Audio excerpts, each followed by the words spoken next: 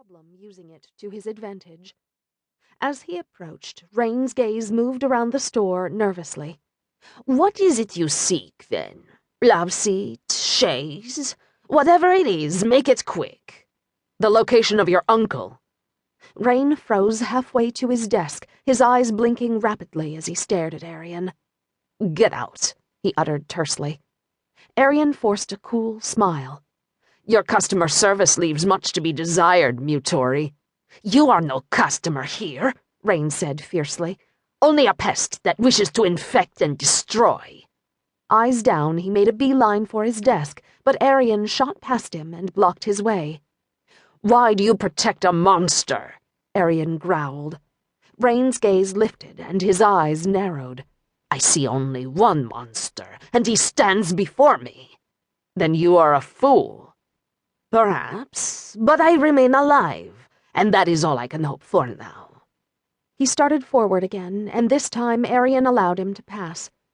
"I'm surprised you came alone," Rain continued, rounding his desk, "without the added muscle. Where is the other one, like you, but pure blood?" The sting of the male's words found their mark.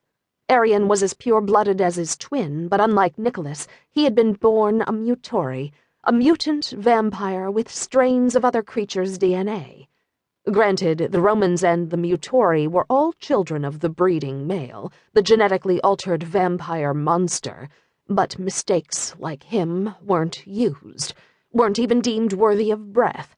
Erion and his beast brothers and sister, Fane, Lycos, Hilo, and Dylan, had been luckier than most, though only if you call being rescued from the trash bin by a mad vampire and raised in a laboratory lucky.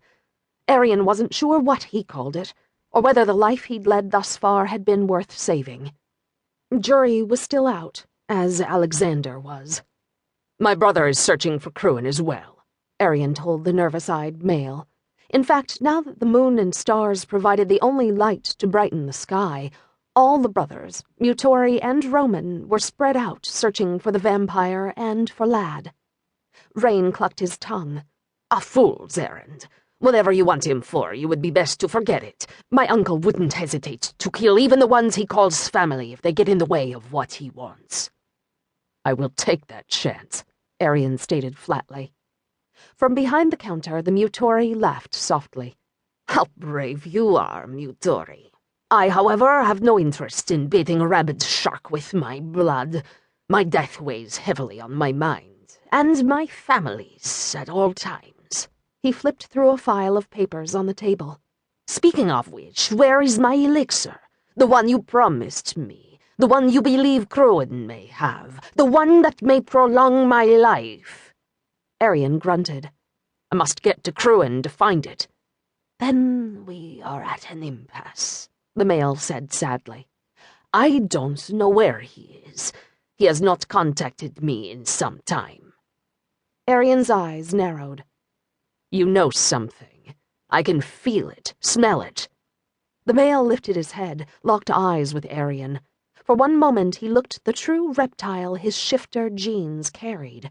Scales appeared on his face and neck, and between his teeth a forked tongue darted out. "Yes, you know something," Erion hissed.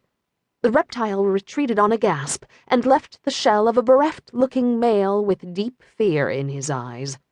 The demon inside Erion, the lion-like animal that clawed to get out, growled with possessive ire.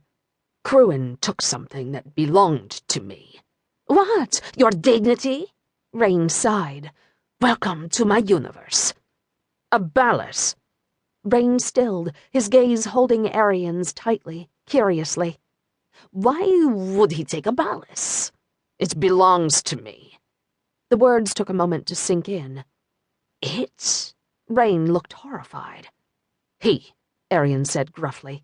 "A boy. He belongs to me." The words were strange on his tongue. It had been a mistake, the boy's conception. After learning of Nicholas's existence, Erion had been watching his twin for some time, was so curious about his brother's strange relations with women.